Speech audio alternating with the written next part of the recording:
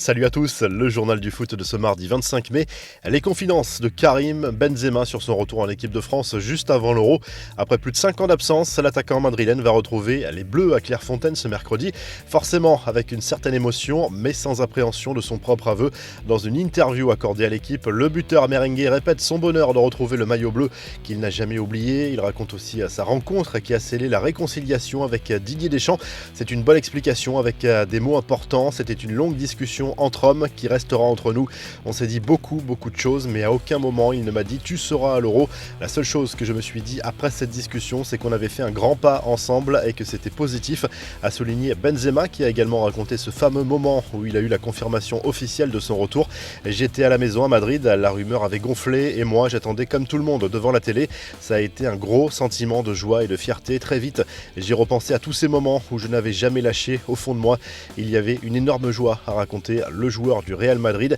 Karim Benzema en a profité pour mettre fin à la rumeur d'un potentiel retour à Lyon cet été. Malgré la situation sanitaire, les joueurs du LOSC se souviendront encore longtemps des célébrations du titre de champion de France 2021. La fête a été énorme lundi en fin de journée dans les rues de Lille. Après la remise du trophée, les joueurs sont partis du domaine de Luchin vers le centre-ville où les attendaient plusieurs milliers de supporters déchaînés.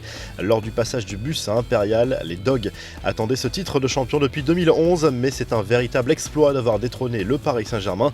La nouvelle a fait l'effet d'une petite bombe en Espagne. Luis Enrique a fait le choix de se passer de Sergio Ramos pour l'Euro.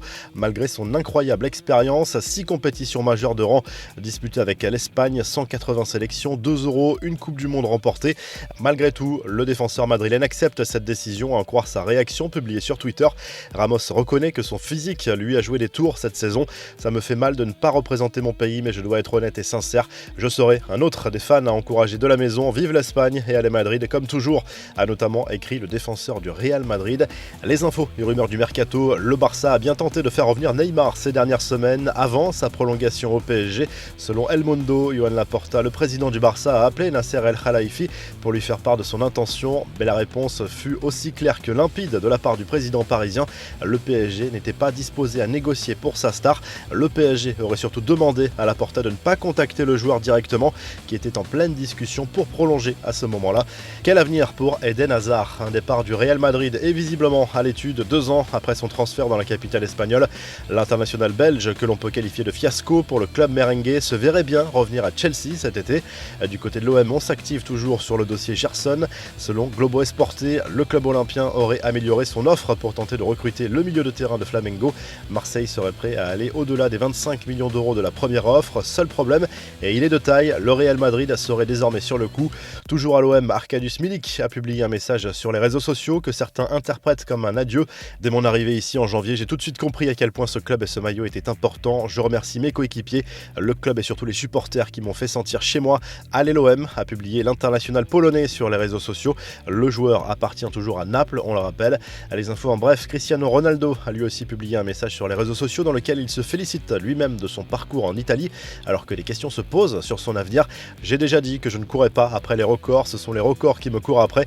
Rien n'est comparable au sentiment de savoir que j'ai laissé mon empreinte dans les pays où j'ai joué, que j'ai donné de la joie aux fans des clubs que j'ai représentés, a écrit l'international portugais.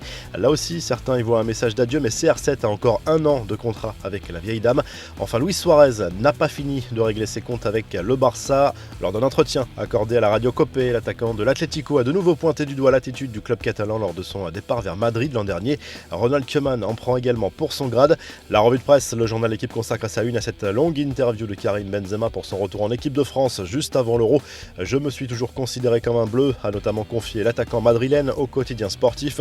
En Italie, le Corriere dello Sport partage sa une entre ce message posté par Cristiano Ronaldo et la valse des entraîneurs en Serie A. Sergio Conceição va devenir le prochain entraîneur du Napoli. Gennaro Gattuso pourrait lui rejoindre la Lazio Rome. En Espagne, le journal Sport se penche sur la signature imminente de Sergio Agüero au FC Barcelone. Cette fois, tout semble bouclé pour l'arrivée de l'international argentin en Catalogne.